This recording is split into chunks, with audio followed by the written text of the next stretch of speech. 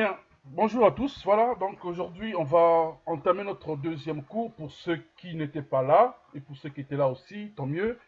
Ce cours d'aujourd'hui, je veux travailler sur la compréhension d'un appel à projet et plus précisément dans le domaine de la culture.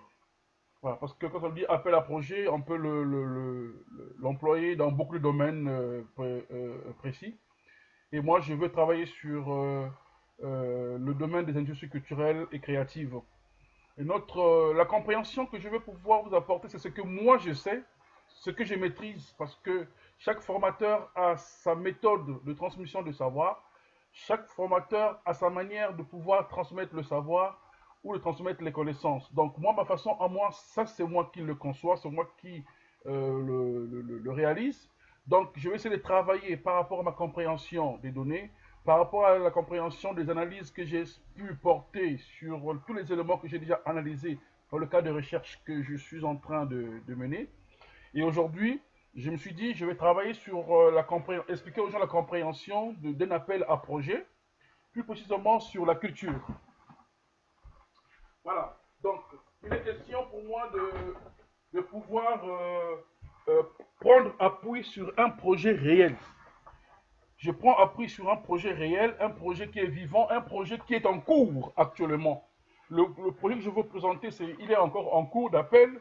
Le délai, c'est la fin du mois de juin. Pour ceux qui sont prêts de pouvoir postuler, tant mieux.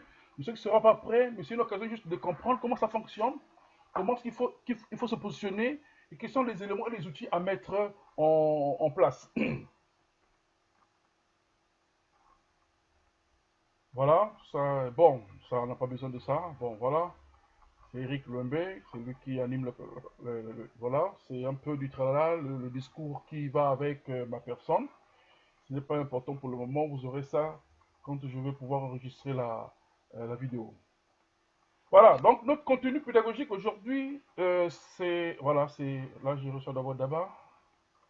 Voilà, donc notre contenu pédagogique aujourd'hui tourne sur 9 points. 9 points, comme vous voyez sur l'écran. Vous allez pouvoir m'excuser si je vais vite, hein, parce qu'il faudrait qu'on gagne le temps. Et après, je pourrais vous envoyer le cours par vidéo.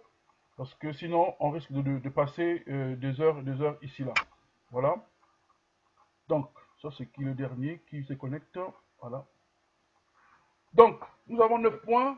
Je veux d'abord faire rappel de connaissances sur la différence qu'on peut porter entre un appel à proposition, appel à projet ou appel d'offres. Et après, on va essayer de définir qu'est-ce qu'on entend par norme, qu'est-ce qu'on entend par exigence, parce que dans chaque projet, appel à projet ou appel à proposition, il y a des normes et des exigences qu'il faut respecter. Et après, comme je dis tout à l'heure, on va s'appuyer sur un appel, sur un cas pratique. Le cas pratique, c'est l'appel de Sofaco qu'on va essayer de travailler tous ensemble ici là. Après, le quatrième, cinquième, le quatrième jusqu'au neuvième point, ce sont des éléments qu'il faut savoir suivre en termes de, de construction de projet, en termes de réalisation de son projet. Voyez-vous. Donc, du coup, en premier point, je veux me rappeler une chose. Si vous avez une question à poser, écrivez seulement en commentaire. Ça va me signaler qu'il y a une question et je vais répondre au fur et à mesure que j'avance. Alors, quelle différence nous pouvions faire?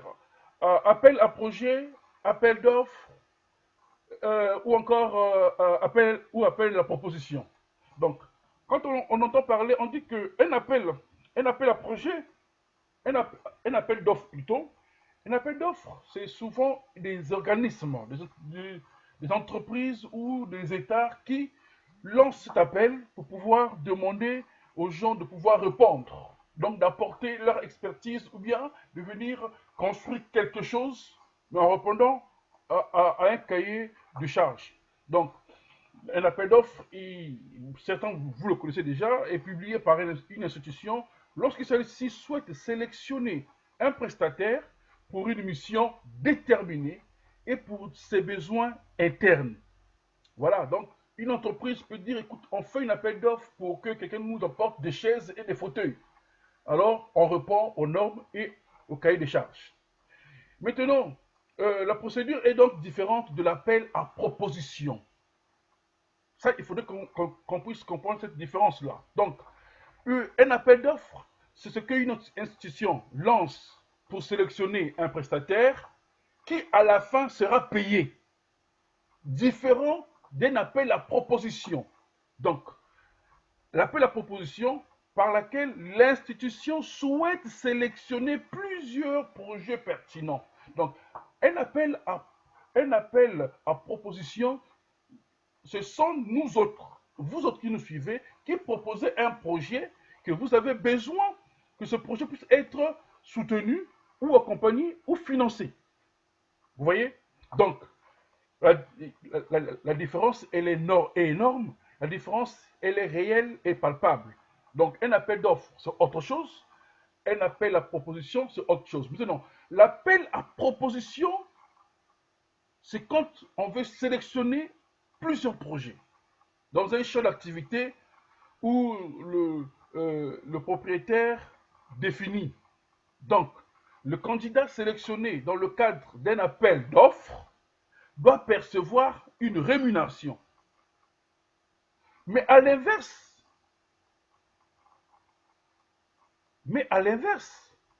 de la subvention, des appels à proposition. Or, dans l'appel à proposition, c'est une subvention ou un cofinancement qu'on va donner à votre projet. Donc, c'est à l'intérieur de votre projet que vous allez décliner votre salaire ou votre revenu. Ça, c'est différent. Donc, appel à proposition, quelqu'un vous donne de l'argent pour pouvoir réaliser votre projet. Appel d'offres, vous répondez à une exigence bien définie, bien propre à celui qui vous demande un travail. Donc, voilà ce que tout à l'heure je disais tout à l'heure sur maintenant l'appel à projet. Parce que l'appel à projet rentre à l'intérieur de l'appel à proposition. Parce que l'appel à proposition, c'est l'ensemble des projets qui vont recevoir. Maintenant, l'appel à projet. Et surtout, faites le constat, dans chaque paradigme, j'ai ajouté S. Un appel d'offres, il y a S, parce qu'il y en a beaucoup. Appel à projet, S, parce qu'il y en a beaucoup. Appel à proposition, S, toujours, parce qu'il y en a beaucoup, il n'y en a pas un seul. Et beaucoup, des gens me posent la question, mais pourquoi ton titre, il y a un S? Je dis non, parce qu'il y a plusieurs éléments qui rentrent à l'intérieur. Donc, l'appel à projet repose sur un principe, a priori, assez simple. C'est-à-dire, une institution souhaitant financer un certain nombre de projets dans un secteur donné détermine une enveloppe et un cahier de charges constitué des critères qualitatifs et quantitatifs. Je ne vais pas vous définir, moi, les termes ici, là.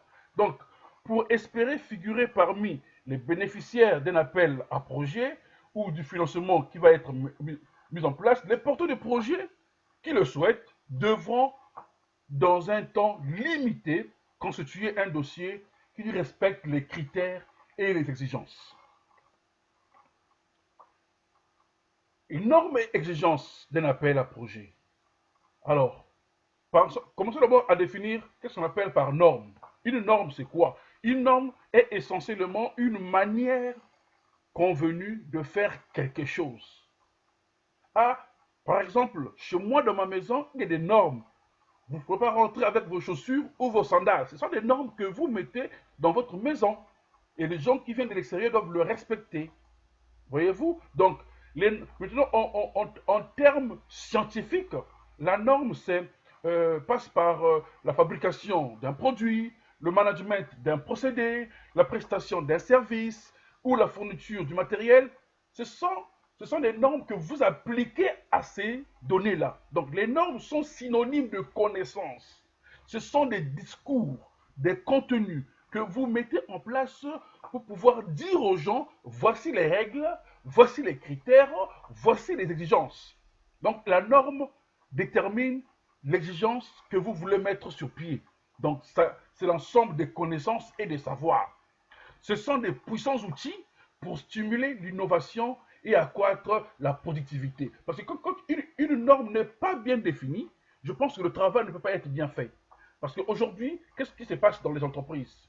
Quand on monte, les gens créent des avions, créent des voitures, à la fin, avant que le produit puisse sortir de l'usine, il y a des inspecteurs qu'on appelle des inspecteurs de qualité qui viendront pour vérifier est-ce que le produit il est bon, est-ce que le produit a respecté les normes et les exigences. Donc ce sont les inspecteurs de qualité qui viendront pour vérifier les normes produites en amont qu'on a mises en place pendant la fabrication et à la fin on vérifie si cela a respecté les normes produites en amont. Donc nous sommes en aval.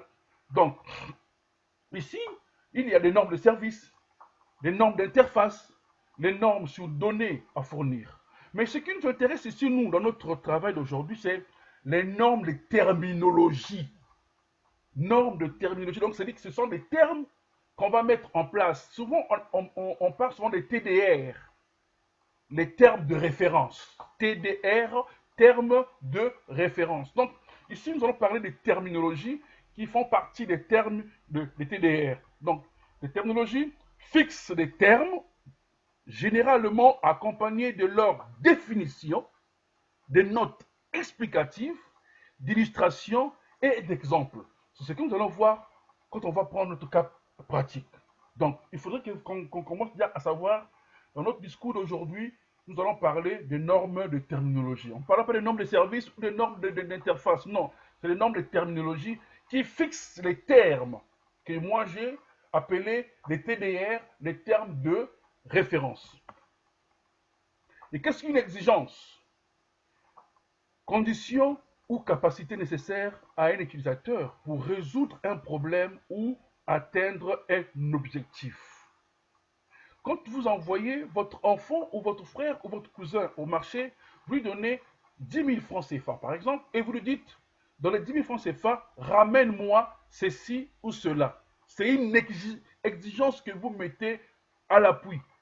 Parce que le retour de ce qu'il a ramené du marché, c'est ça qu'on appelle le retour sur investissement. Que vous avez donné de l'argent, il doit vous ramener quelque chose de bon, et c'est une exigence. Tu dois demander de faire, d'aller payer du pain, il te ramènera le pain. Aujourd'hui, souvent, on parle de détournement, un détournement d'argent de l'entreprise. Non, ça veut dire quoi? La personne n'a pas volé l'argent de l'entreprise pour mettre dans sa poche. La personne a seulement détourné l'argent pour mettre sur un autre projet. L'argent était prévu pour payer les chaises. Lui, au lieu de payer les chaises, il allait payer les ouvrages, les cahiers de livres. C'est ce qu'on appelle faire un détournement. Donc, il n'a pas respecté les exigences demandées, imposées et voulues par celui qui a demandé le travail. Donc, c'est une condition ou une capacité qui doit être assurée par un produit pour satisfaire un contrat, une norme, une spécification ou à d'autres documents imposés formellement. Donc, l'exigence peut être exprimée par une partie prenante. Donc, c'est l'utilisateur, le client, parce que moi, aujourd'hui, je suis client, je vais te donner de construire ma maison, je dois respecter mes exigences, donc respecter le cahier de charges. Ici, nous allons essayer de voir, attendez, est-ce que là, je balance l'écran, ok, voilà, cas pratique. Sur quel produit ou quel exemple on va s'appuyer? Moi, je vais m'appuyer aujourd'hui sur le SOFACO, donc le Fonds de solidarité pour les artistes et les organisations culturelles en Afrique. C'est un appel à projet qui tourne depuis un moment sur Internet. Beaucoup de gens ont pu recevoir cet appel à projet. Je sais que beaucoup travaillent déjà là-dessus. Et moi, j'ai pris cela parce que c'est à l'ordre du jour. Et c'est un projet qui a été un fonds qui a été mis en place pour répondre aux besoins du Covid-19. Donc, voilà pourquoi je me suis dit, je vais travailler sur ça aujourd'hui pour pouvoir expliquer aux gens c'est quoi le fonds. Ça, je ne vais pas peut-être m'attarder là-dessus. D'abord, le porteur du projet, c'est le Fonds africain pour la culture, qui lance un fonds de solidarité pour les artistes et les organisations culturelles en Afrique, qu'on appelle SOFACO. Ce dernier vise à soutenir la résilience des artistes et acteurs culturels africains dont les activités ont été affectées négativement par la crise du Covid-19.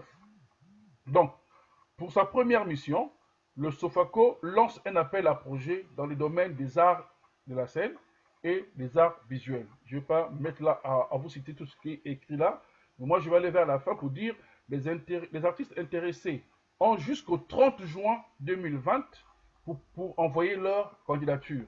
Donc vous avez encore le temps de pouvoir aller déjà proposer des dossiers. Et dans ce fonds, il y a deux lots. Il y a deux lots, mais là c'est d'abord le premier lot qui a été publié, c'est le lot numéro un, parce que le second lot sera publié, je pense, en juillet. Et là, pour le moment, on a publié le premier lot, qui est spécialement Covid-19 pour les artistes. Et dans ce lot, il y a deux catégories. Il y a les demandes de bourse d'aide à subsistance et il y a les demandes d'aide à la création. Donc, la catégorie 1, il s'agit des demandes faites par tout artiste ou créateur en situation de vulnérabilité face à la crise. Et le second, aux demandes relatives à des projets de création ou d'innovation artistique. Voilà, oui, après, là, en termes de conditions générales d'éligibilité, pour être éligible dans ce financement-là, il y a, voici les conditions à remplir que nous on appelait au début les normes et les exigences. Pour que ton projet puisse passer devant le jury de Sofaco, il faut que tu respectes ces normes qui sont établies devant toi. Il y a, pour être éligible, donc il faut être artiste ayant au moins 5 ans d'expérience, exerçant et résidant en Afrique, preuve nécessaire, il faut que tu prouves que tu vis au Sénégal ou au Gabon depuis 5 ans, et tu travailles dans ce domaine-là, les preuves doivent être montrées. Posséder une carte d'artiste, je ne sais pas si dans tous les pays il y a une carte d'artiste, je ne sais pas du tout, mais un document équivalent. Voilà. Donc si tu n'as pas de carte d'artiste, tu peux aller voir ton ministère de la Culture ou le directeur général de la Culture pour te faire un document qui prouve que tu es artiste depuis un moment. Et fournir un document retraçant votre biographie. Donc c'est-à-dire votre parcours artistique. Donc, il faut que tu démontres cela, votre démarche artistique, aperçue sur vos œuvres artistiques, si tu es musicien ou si tu fais de la danse, il faut que tu prouves que tu es dans ce domaine-là. Démontrer une situation de vulnérabilité. Donc, pendant le temps Covid, là, il faut que tu prouves que tu étais vulnérable, que tu n'as pas pu avoir des entrées pour te nourrir, pour payer à manger ou ta santé. Il faut que tu démontres ça pour que les membres du jury puissent valider. Et il y a, après cela, il faut présenter un projet de demande d'aide, de subvention. Par exemple, pour le lot, pour la proposition 1, tu as la bourse alimentaire, bourse sanitaire, tout à l'heure je vais définir cela, et fournir une lettre de recommandation d'au moins une personne de référence connue dans ta discipline à toi. Donc, si moi, je suis dans la danse, mais je vais aller négocier avec les grands que je connais, qui sont reconnus en Afrique. Si je suis dans le théâtre, je dois aller voir un grand. Si je suis dans le projet d'un festival, je dois aller voir un grand ou une grande personnalité qui connaît dans ce milieu pour te faire une recommandation. Ça, c'est facile à faire. Il suffit de prouver que tu es un professionnel aguerri. Ça, ce sont des exigences de ce programme-là. Il faut que tu respectes les normes et les exigences. Si ces normes-là ne sont pas respectées, cher ami, ton projet sera placé dans la poubelle. Dans la proposition numéro 1, il y a, eux, ils appellent la bourse alimentaire. C'est une subsistance permettant aux bénéficiaires de subvenir à ses besoins alimentaires immédiats en période de crise. Voilà la bourse alimentaire. Vous avez la bourse sanitaire. C'est un subside permettant aux bénéficiaires victimes de la maladie du coronavirus de prendre en charge ces traitements cliniques. Voilà. Et bourse professionnelle est une aide ou une subvention octroyée à un artiste au titre de prise en charge provisoire de son salaire et de sa rémunération perdue ou suspendue pendant la Covid. Donc, c'est du coup, mais tous ces éléments-là, si tu choisis une appel donné ici, il faudrait que tu démontres les éléments à l'appui. Parce que le jury doit voir que ce que tu fais, c'est vrai ou ce n'est pas. Il ne faut pas jouer avec du mensonge. Et enfin, il y a la création adaptée au contexte. Donc là, il faudrait savoir faire une création qui s'adapte au contexte que tu vas pouvoir monter ton projet. La couverture géographique de l'appel, c'est cet appel couvre tous les pays du continent africain. Pour toute demande formulée dans le cadre du présent appel, le budget accordé par l'ACF par artiste est de 2000 $. Bon, 2000 $, je pense qu'en euros, nous sommes autour de 1900 €, je pense. Maintenant, en francs CFA, je ne sais pas si c'est autour de 1 200 000 ou 1 500 000, je ne sais pas du tout. Il faut encore faire les calculs. Donc, le financement couvre une période comprise entre 4 mois minimum et 6 mois maximum. Pas plus, pas moins. Il faut respecter les délais. Il y a la couverture géographique. Les procédures de sélection, ce sont aussi des exigences qui sont des normes. Donc, la procédure de sélection des dossiers comporte 5 étapes. Si vous ne respectez pas ces 5 étapes-là, ça ne sert à rien de proposer un projet. Donc, il y a l'enregistrement et classement du dossier, examen administratif des demandes, évaluation par le comité d'attribution qui est le jury, approbation de la liste des projets retenus, approbation d'allocation de financement. Ça, ce sont des exigences que eux, les jurys, mettent en place pour pouvoir avancer dans l'appel à proposition. Les critères d'évaluation de proposition. Il y a 4 critères. L'originalité, l'innovation, la créativité du projet ou du concept. La qualité technique du projet, la qualité financière du projet, la pertinence au contexte africain ou régional actuel.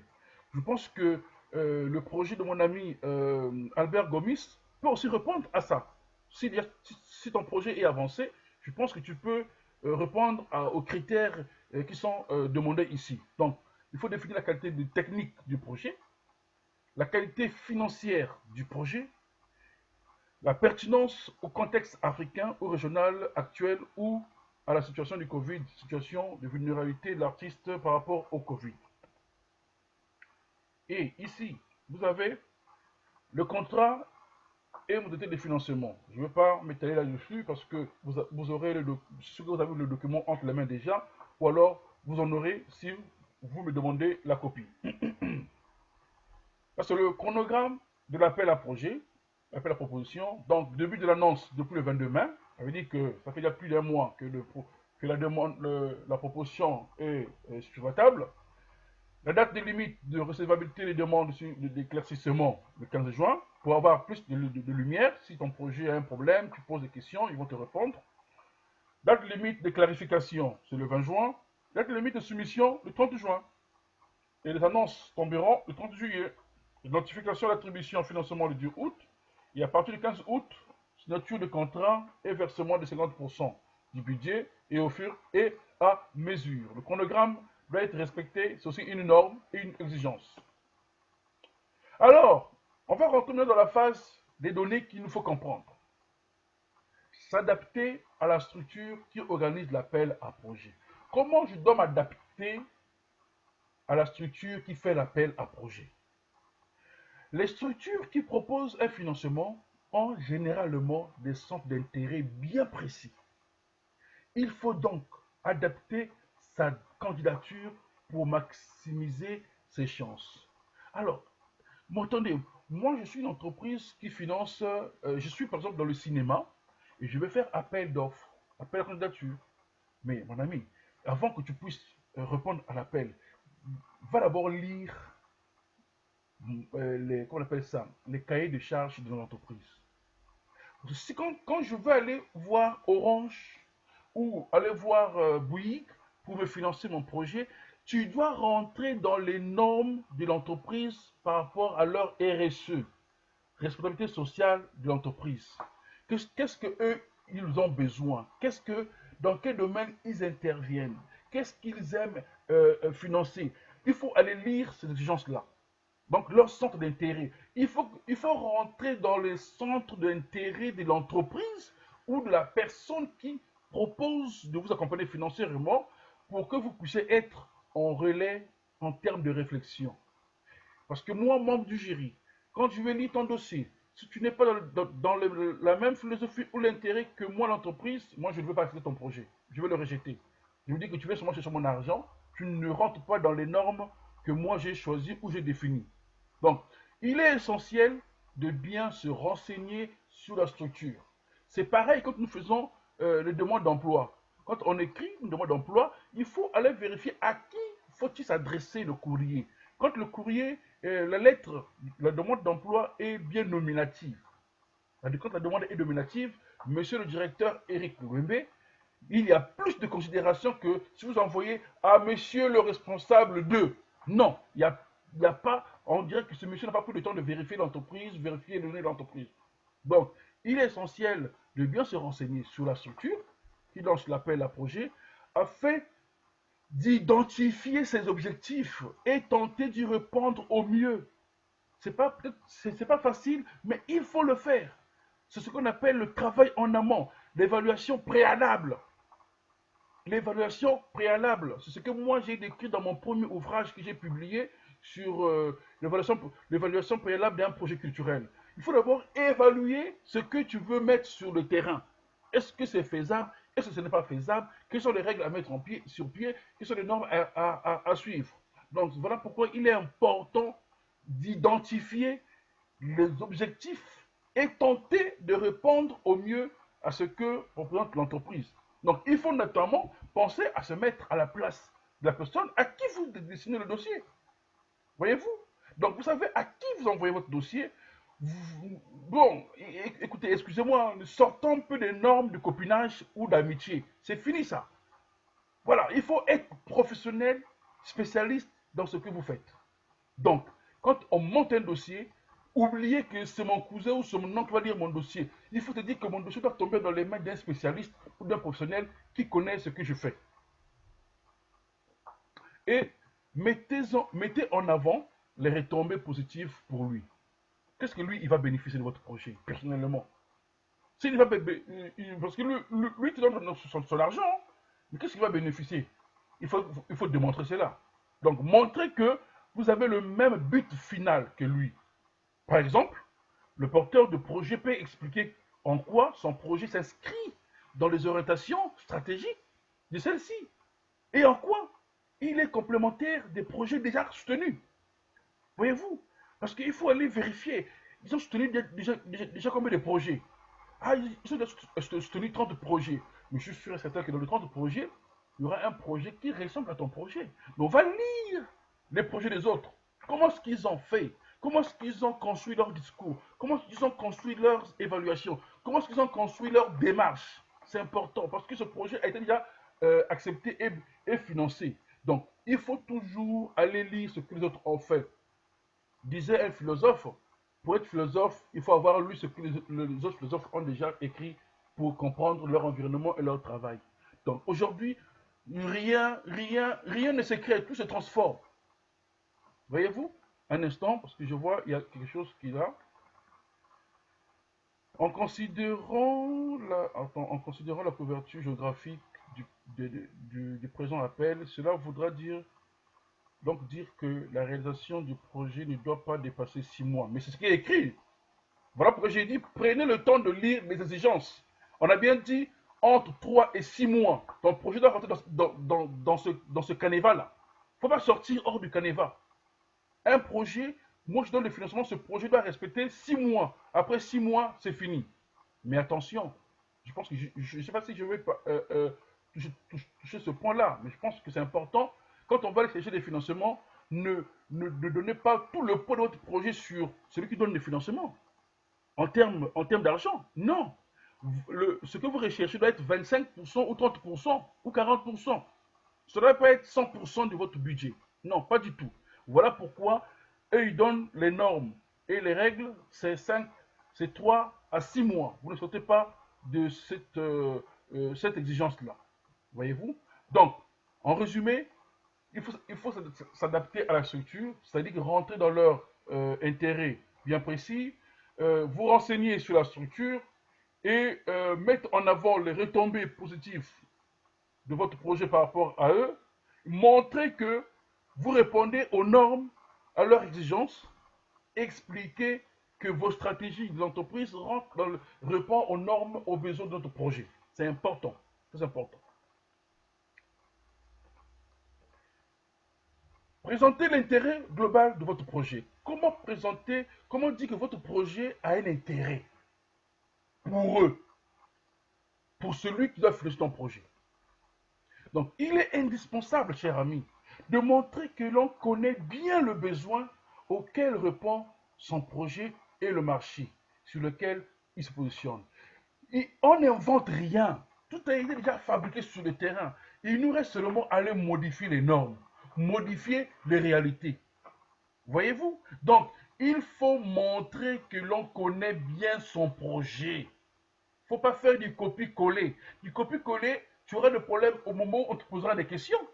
Donc, montrer qu'on connaît son projet, ça va la maîtrise technique de son projet, la maîtrise scientifique de son projet ou la maîtrise environnementale de son projet. Tu sais où tu vas l'implanter, tu sais quels seront les intervenants, tu sais lesquels qui vont rentrer dans le cadre de ton projet. En fonction de l'avancée de votre projet, n'hésitez pas à faire une mini-étude de marché pour montrer que ces besoins sont existants.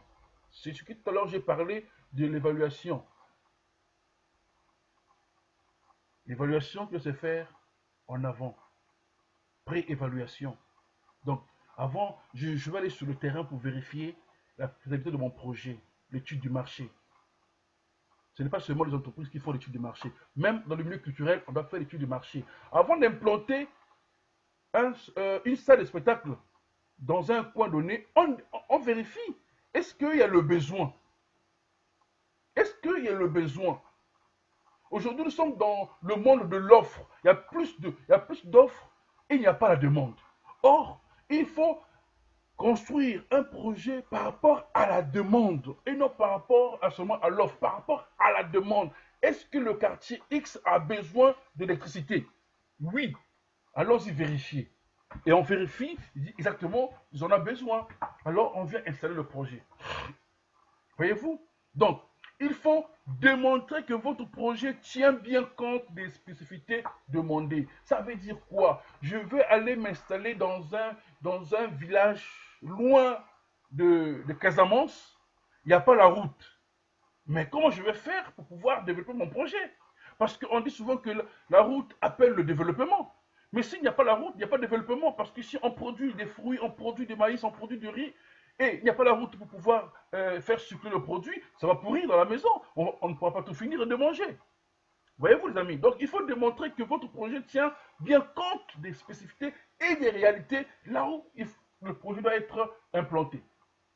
Donc, moi, j'ai pris le cas pratique là, c'est juste un exemple. Hein.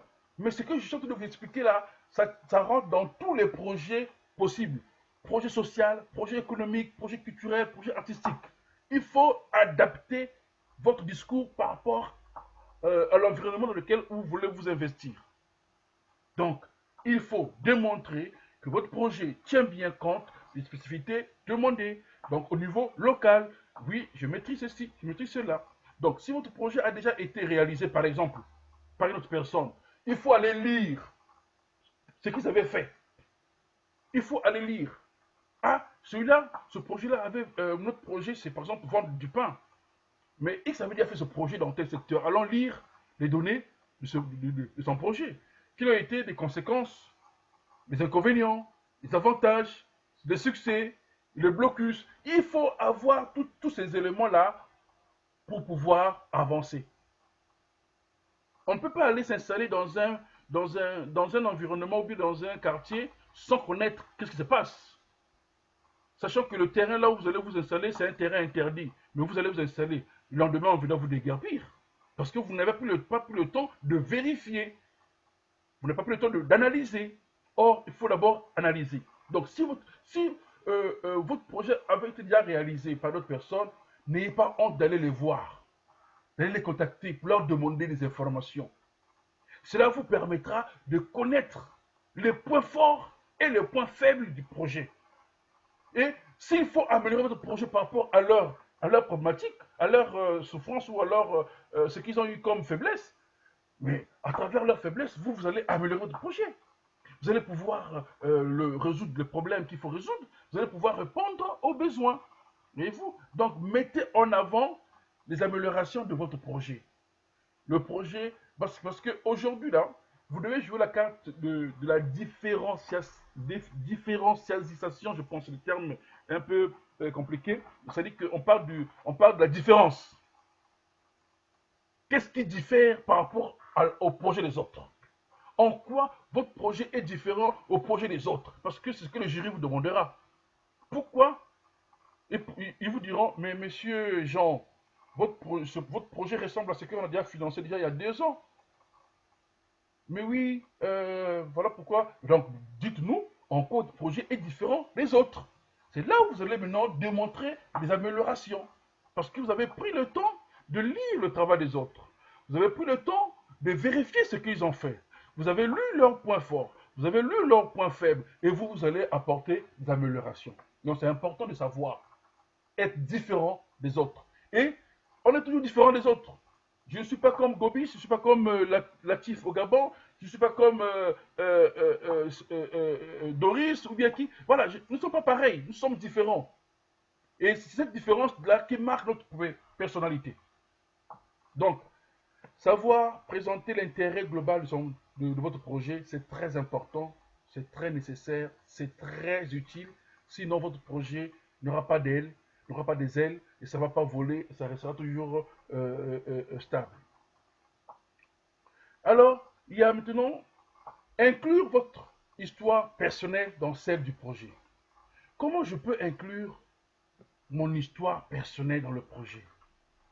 N'hésitez pas à donner de votre personne dans le projet. Parlez de vous, de ce que vous avez déjà fait. Parlez de vos réalisations. Voyez-vous? Donc, dans la partie description du projet, beaucoup de candidats se contentent de donner des chiffres ou d'expliquer pourquoi leur projet répond à un besoin social. En effet, les amis, ces explications sont indispensables. On ne refuse pas. Mais il peut être intéressant de le compléter en racontant en quelques lignes pourquoi vous mettez ce projet. Il y a le vous et le ce. Pourquoi vous mettez ce projet? D'abord, vous qui portez le projet, qui êtes-vous? Qu'avez-vous déjà fait? Qui vous connaît? Qu'est-ce que vous avez déjà réalisé? Qui a réussi? Et qui peut en parler? Donc, inclure son histoire personnelle dans le projet, il y a un peu une partie d'humanisation à l'intérieur. Donc, comment ce projet est-il arrivé dans votre vie? Pourquoi ce projet vous tient-il à cœur? Vous savez, les jurys sont souvent sensibles au storytelling. Les anglophones appellent ça du storytelling. C'est-à-dire que ton histoire personnelle, ils sont sensibles. Ah oui, c'est à cause du Covid que moi, bon, voilà, un exemple ici. C'est à cause du Covid, aujourd'hui, je vous fais des cours en ligne. C'est à cause du Covid, nous organisons des réunions, des visioconférences. Donc, c'est quelque chose qui m'animait depuis des mois et des années, mais je ne savais pas comment l'expliquer. Je ne savais pas comment exprimer cela. Mais l'occasion est arrivée, j'ai bondi sur l'occasion. Donc, c'est important de dire comment ce projet est-il arrivé dans votre vie. Il faudrait montrer de votre personne, démontrer d'où. Donc, voilà pourquoi on parle de la résilience. Je suis tombé 10 fois, je me suis relevé toujours. La résilience. Pourquoi ce projet vous tient à cœur? Pourquoi réellement? Il faut démontrer que moi, je ne vis que de la culture et je ne peux que vivre que de ça. Je ne suis pas mathématicien pour aller travailler à la NASA. Je ne suis pas médecin pour aller soigner les gens dans les hôpitaux. Moi, je suis acteur culturel, danseur, je suis formateur. Je me sens mieux dans ce milieu. Voilà pourquoi j'y suis. Donc, il faut que démontrer cette attirance, cette appartenance, cette envie de dire que je suis dedans, je ne vais pas m'en sortir. Donc, le jury a aussi un cœur. Ils vont développer le côté sensible de la personne pour dire oui, vraiment, on sent son histoire cadre avec son projet.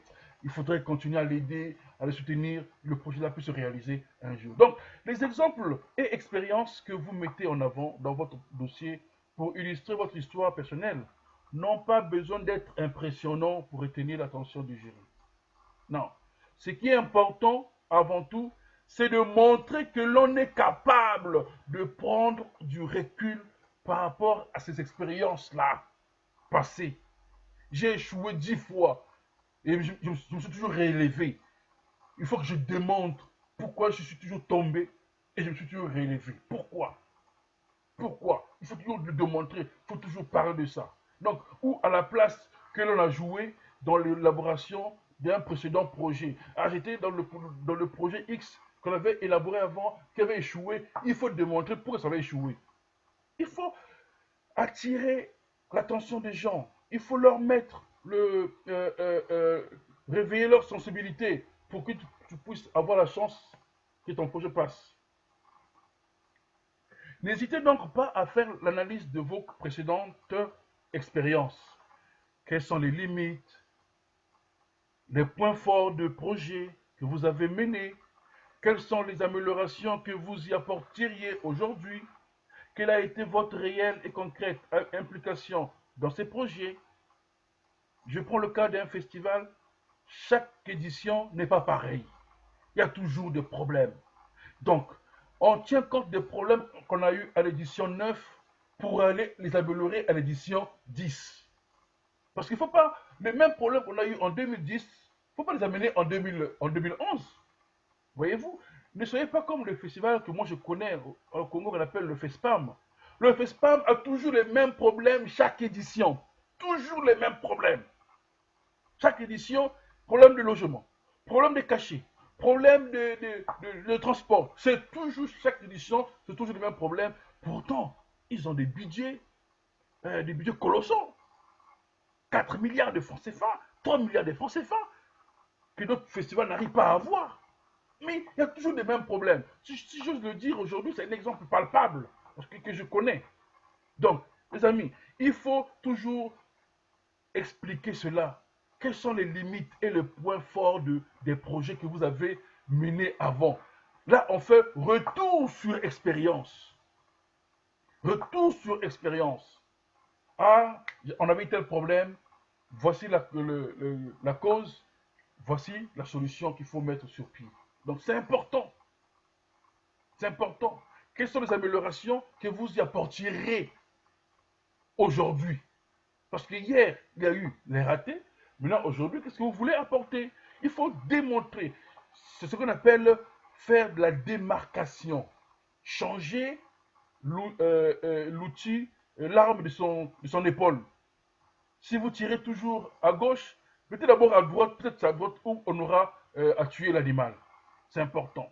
Donc, n'hésitez pas à vous faire aider par votre entourage ou des professionnels avec qui vous travaillez dans le cadre de votre projet pour répondre à ces volets du dossier. Là aussi, je vais attirer votre attention. Ce n'est pas n'importe qui, on va aller faire lire son projet. Ce n'est pas n'importe qui, on va aller lire et demander des conseils. Parce que vous ne savez pas l'état mental de la personne. Voyez-vous, allez faire lire votre projet à celui que vous estimez avoir confiance. Allez lire, faire lire votre projet à celui qui est expérimenté dans le domaine que vous voulez vous lancer. Allez le voir, travailler avec lui, demander des conseils et des orientations. Allez voir même 2 ou 4 personnes, parce que mieux 5 œils que 2 œils. Voyez-vous? Donc c'est important d'aller voir quelqu'un qui maîtrise son domaine, quelqu'un qui maîtrise son environnement pour vous aider. N'allez pas, attendez, moi je suis maçon, je ne peux pas demander le conseil à un cordonnier.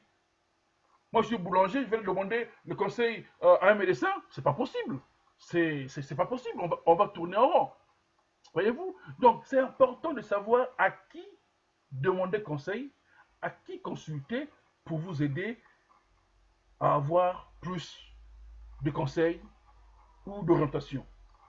Donc, discuter avec d'autres personnes de votre parcours, de votre projet, vous aidera à comprendre et faire comprendre sur le papier la cohérence entre ces 2 éléments aux membres du jury. Parce que les membres du jury prennent le temps de lire votre projet, ils vont lire votre histoire, ils vont prendre votre histoire, votre CV, ils vont le mettre ensemble pour vérifier. Ah oui, ça cadre avec son CV, avec son histoire. Oui, la personne là. Ah, par rapport aussi à celui qui a fait un témoignage sur vous. Ah oui, c'est la même chose. Donc faites attention là-dessus. Voilà. Donc il faut savoir inclure sa personnalité dans le projet. Il faut savoir inclure son histoire dans le projet. Mais inclure son histoire ne veut pas dire aller écrire l'histoire que tu as eu avec ton grand-père au village, hein, ou alors avec ta grand-mère au village. Ah non, pas du tout. Ah non, ici nous sommes dans un monde professionnel, bien cadré, bien calibré, bien ciblé, bien défini. Voilà. Donc, faut pas aller parler du manioc ou encore du riz dans ton projet pendant ce temps. On n'a pas besoin de ça. Non, du tout. Il faut parler de ce que on a besoin. Ici, par exemple, dans le cas que je viens de prendre, celui du Covid-19, si vous allez demander à manger ou bien répondre, voilà, il faut rentrer dans des normes que eux ils ont tracées, ils ont conçues. C'est important. Établir une fiche budget équilibrée. Voilà, donc je disais que je devais parler de ça. Il faut établir une fiche budget équilibrée et complète. Alors, l'histoire ne fait pas tout. Que vous avez écrit là. Tout à l'heure, j'ai parlé là. L'histoire de votre projet ne parle pas de tout. Non, ça ne suffit pas. Donc, donnez du concret à votre projet en élaborant une fiche budget rigoureuse. Ça veut dire quoi, une fiche budget rigoureuse qui respecte ce que vous allez faire. Ne donnez pas de chiffres bidons. Donnez des chiffres qui tiennent compte à la réalité de votre projet. Donc, un des buts du budget prévisionnel est de montrer aux partenaires que votre projet est viable financièrement. Il faut donc montrer que les chiffres indiqués dans votre fiche ne sortent pas de nulle part. Ce n'est pas de l'invention. Non, c'est combien coûtera le transport des voyageurs? Je pense que ça va être environ. Non, non, non, non, non, non, non, non, non, non, mon ami. Il n'y a pas d'environ. Ou c'est ça, ou ce n'est pas ça. Ou c'est 10 000 francs CFA, ou c'est 5 000 francs CFA. Il faut être dans le budget bien défini, bien déterminé. Voilà pourquoi on dit il faut toujours aller prendre les factures pro forma auprès des professionnels pour pouvoir être sûr de ne pas tomber dans de problème.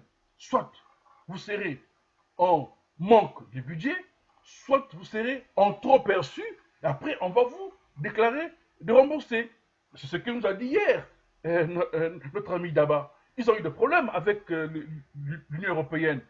Trop perçu, parce qu'ils n'ont pas su gérer ce qui a été fait avant. Alors, mais le blanc, on dit souvent en Europe, la dette du blanc, tu finiras toujours par payer ça, quelles que soient les années. La dette du blanc, c'est comme la dette du diable. Tu finiras toujours par payer ça, mon ami, quel que soit. Tu finiras par payer la dette du diable. Et c'est ce que nous on appelle ici en France la dette du blanc. Ne pense pas qu'il a oublié. Dans 15 ans, il va te rappeler que mon ami, il y a 10 ans de cela, tu nous devais 10 000 francs CFA. On a calculé avec les intérêts, ça nous coûte maintenant tant de ceci. C'est ça. Donc, il faut être sûr des chiffres que vous produisez avec des éléments d'appui, des preuves, et ça vous permet d'éviter les erreurs. Donc, pour cela, gardez en tête que votre budget prévisionnel doit être équilibré en dépenses comme en recettes. Donc, en d'autres termes, les recettes et les dépenses présentées dans votre fiche doivent être égales, quelles que soient, égales. Listez les dépenses et les recettes en gardant en tête que ce qui est important, c'est de justifier des principaux montants en fournissant, dans la mesure du possible, des devis, des notifications d'attribution, des subventions. C'est tout à l'heure je viens de dire. Il faut des preuves, il faut démontrer. Sinon, ce n'est pas possible. N'oubliez aucune dépense ou recette. Il faut les classer par ordre de priorité. Il faut les présenter au mieux dans votre fiche budget. Donc, essayez enfin de diversifier au maximum vos sources de financement. Tout à l'heure, je disais que ne comptez pas seulement sur le financement que vous recherchez là pour pouvoir réaliser votre projet. Non, ça ne marchera pas. Moi qui vous donne une partie de mon argent, je vais vérifier votre budget. Quel est votre apport personnel d'abord? Quel est l'apport d'autres partenaires? Il n'y a rien. Donc votre projet, c'est seulement sur mon argent. Ah non, vous êtes des arnaqueurs. Donc c'est comme si vous voulez réaliser votre projet seulement sur mon dos. Ça ne marche pas du tout. Non, les amis, il faut ramener les éléments existants déjà à nous-mêmes en tant qu'organisme. Notre apport est de 1 million de francs CFA, par exemple, ou de 1 500 euros. Notre apport est de 1 500 euros. Ah, on a deux partenaires qui sont prêts à nous donner 2 000 euros. Voici la lettre d'engagement. Parce que la lettre d'engagement, c'est une preuve qu'il y a quelqu'un qui est là. Parce que moi, membre du jury, en lisant ces preuves-là, je vais téléphoner. Attention, hein, même si vous allez trafiquer avec quelqu'un, la lettre, mais moi, je vais téléphoner pour vérifier. Écoutez, monsieur, vous avez fait ceci. Oui, ah oui, oui, c'est vrai. Ah voilà, donc on valide. Parce qu'il y a eu cette preuve, elle est vraie, valide. Je ne vous dis pas, je participe souvent à beaucoup, on me consulte souvent ici en Europe à répondre, à analyser les appels d'offres, aux appels à proposition. Mais je ne vous dis pas, hein, beaucoup de projets africains qui viennent d'Afrique, ça va à la poubelle. Hein. On n'a pas le temps de lire ça. Hein, parce que ce n'est pas cohérent, le discours n'est pas réaliste. Moi, ça me fait parfois honte, ça me fait pitié. Voilà pourquoi depuis 5 ans, 6 ans, j'ai décidé de rentrer en Afrique pour aller former les gens. C'est à cause de ça. Parce que votre projet, il est bon. Il est très bon. C'est réalisable. Quand on rentre à l'intérieur du projet, rien n'est fiable. Les chiffres sont erronés. Vous inventez des choses qui ne sont pas réelles. Vous inventez, vous fournissez des preuves qui ne sont pas vraies. Parce qu'après, on vérifie. Vous croyez que le blanc ne vérifie pas? Le blanc vérifie. Il vérifie. Si et seulement si euh, euh, l'Union européenne n'avait pas vérifié avant. Mais sinon, je pense que mon ami d'abord, ils allaient avoir leur argent. Mais je suis surpris de savoir que le blanc a vérifié, dit non, vous nous devez de l'argent avant. Nous, on va retirer ici. Donc ça veut dire qu'on n'oublie jamais. Donc, faisons attention. Quand nous montons nos projets, ça doit être équilibré et bien quantifiable. Parce que quand un budget n'est pas bien équilibré et complète, ça ne sert à rien. Donc, n'oubliez aucune dépense et recette. Il faut les classer. Tout à l'heure, j'ai dit ça par ordre de priorité. Il faut savoir présenter au mieux dans votre fiche de budget. Donc, savoir diversifier les sources. C'est important. Hmm. Souvenez-vous que les structures diffusant des appels à projets n'ont pas vocation à financer l'ensemble de votre projet. Tout à l'heure, je viens de dire ça. Non. Donc, essayez donc, dans la mesure du possible, de prévoir, d'une part, d'autofinancement, votre apport personnel, et d'ajouter à votre dossier des lettres d'engagement. Tout à l'heure, je viens d'expliquer ça, ou des lettres de soutien de la part des partenaires, clients ou financeurs, appelez-le comme vous voulez. Cela prouve que vous avez déjà su convaincre avec votre projet et ça donne confiance aux membres du jury. C'est important. Quand je sais que dans votre projet, vous avez déjà reçu près de 80% de votre budget, alors moi je serais fier de vous donner, au lieu de 20%, je vous donnerai même 40% encore. Et vous passerez, votre projet passerait à 120%. Au lieu de 100%, votre projet passera à 120%. Parce que les preuves sont réelles. Vous avez déjà reçu de l'argent. Même si moi je ne donne pas de l'argent, votre projet pourrait toujours se réaliser avec les 80%, quel que soit. Donc c'est important de toujours inclure d'autres partenaires dans le projet. C'est toujours important. Alors ici, nous avions maintenant comment on appelle réaliser un rétro-planning. Beaucoup parmi vous le savent déjà. Je vous fais seulement répéter. Je ne vous apprends rien. Donc je ne fais que répéter, comme on dit, renforcement des capacités et des compétences. Rétro-planning. Pour donner du concret à votre projet, ajoutez à votre dossier un rétro-planning. Il permettra de montrer au jury les évolutions de celui-ci à court et moyen terme, ainsi que votre capacité d'organisation. Donc, le rétro-planning permettra au jury d'évaluer la faisabilité de votre projet. Qu'est-ce qu'on entend par rétro-planning? Le rétro-planning comprend 3 phases, les amis. Il faut que vous le sachiez. Si vous ne le savez pas, vous devez le savoir. Un rétro-planning comprend 3 phases. La phase préparation. Donc, la préparation de votre projet, la sensibilisation, et plutôt la réalisation, et après son bilan. Donc, vous avez la préparation, ce que moi j'appelle l'avant-projet. L'avant-projet, donc pré-évaluation. On se prépare pour construire un projet. Un projet répond à un besoin. Un projet répond à une exigence. Un projet ne vient pas du sort du néant. Donc, un projet répond à une exigence ou à un besoin parce qu'il manque de l'eau. Donc, quartier X, il faut monter le projet pour pouvoir faire des pompes ou, je sais pas, des boîtes à forage d'eau là-bas. Voilà, donc il y a la préparation de votre projet, il y a la phase réalisation. Puisqu'on a fini de préparer le projet, il faut le réaliser. Et après la réalisation du projet, nous avons le bilan. Donc, dans la première, ça veut dire que la préparation, il s'agit de faire apparaître les périodes prévues pour les prises de contact. La préparation des bénévoles, la communication, ça veut dire que de la création de support à la phase communication en tant que telle, voilà. Et il faut prévoir suffisamment de marge pour faire face aux imprévus. Le retour planning est important, les amis. Beaucoup en Afrique le font sans se rendre compte, mais on fait du retour planning tout le temps, on se prépare en avant. Actuellement parlant, c'est vrai que la Covid est venue tout mettre à nu, mettre en stop, mais il y a eu des moments, on était en plein préparatif des festivals. Donc, on respectait le planning.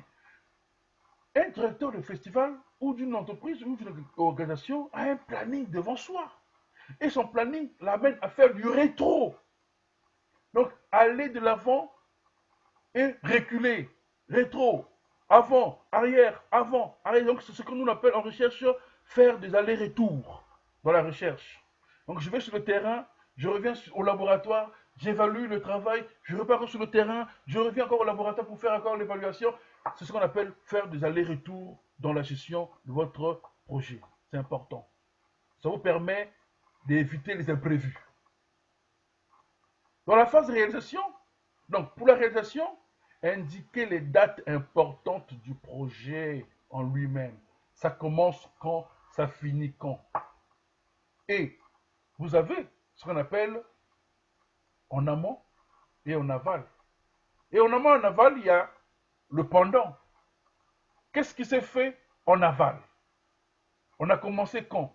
Quelle période? Quelle date? Pendant.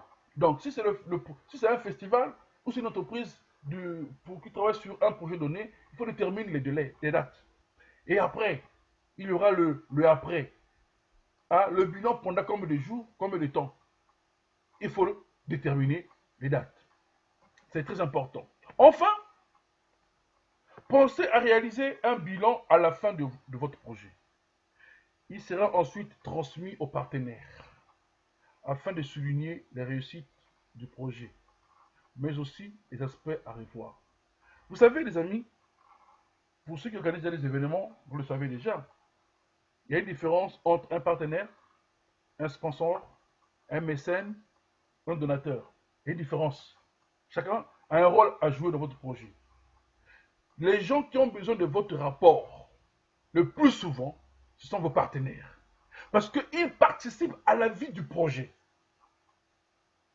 Ils donnent de l'argent et ils ont l'œil dans votre projet. Ce sont des partenaires du projet. Un sponsor vient pour vendre seulement vient pour acheter une place de communication, de visibilité dans votre projet. Il n'a pas besoin de savoir, parfois il n'a pas besoin de rapport, parfois il n'a pas besoin de ça. Non, lui son rapport, c'est, il a vu son logo sur les affiches, sur les documents de communication, lui il est content.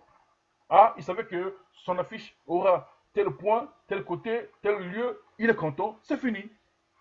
Il n'y a pas besoin que de venir demander le rapport. Maintenant, par respect, vous pouvez lui envoyer le rapport. Il peut ne pas le lire, mais au moins vous avez envoyé le rapport. C'est important. Donc, il sera ensuite envoyé au partenaire afin de souligner les réussites du projet, mais aussi les aspects à revoir. C'est très important. Donc, si le projet est renouvelé d'année en année, comme des festivals, par exemple, il peut être pertinent de prévoir également une phase de passation. Le jour où je prends le cas, excusez-moi, je prends le cas de Daba. Si Daba, on ne l'avait pas préparé pour prendre Africa Fête, je pense qu'elle ne l'aurait pas pris comme aujourd'hui. Donc, je pense que Mamadou Kanté a pris le temps de le préparer, de préparer la passation. Donc, prévoir également une phase de passation afin de transmettre le projet à une nouvelle équipe. Vous n'êtes pas éternel. Vous n'êtes pas éternel. Il faut penser toujours à transmettre quelque chose. Je vais prendre l'exemple en politique. Le Burundi. Le président de la République vient de mourir. Et pourtant, on a déjà élu un nouveau président de la République qui sera installé en août, mais lui, il vient de mourir à peine. Donc c'est sûr, c'est comme s'il savait que dès que je transmets le pouvoir et je vais mourir pour moi après, pour aller me reposer. On ne dit pas que c'est comme ça, mais nous, en tant qu'analystes, voilà comment on peut analyser les choses. Il avait déjà fini son mandat, puisqu'il a fini, on a déjà élu un nouveau président. Lui, il a passé il a fait la passation, même s'il n'a pas fait la passation physiquement, mais il a fait la passation dans les urnes. Donc c'est important de toujours préparer la nouvelle équipe qui prendra la relève ou qui va poursuivre le projet. Nous ne sommes pas éternels, les amis. Il faut toujours penser à ça, c'est très important. Excusez-moi, je vais prendre un peu d'eau.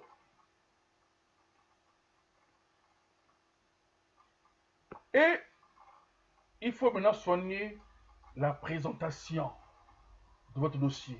Donc, soyez créatif. Attirez l'œil.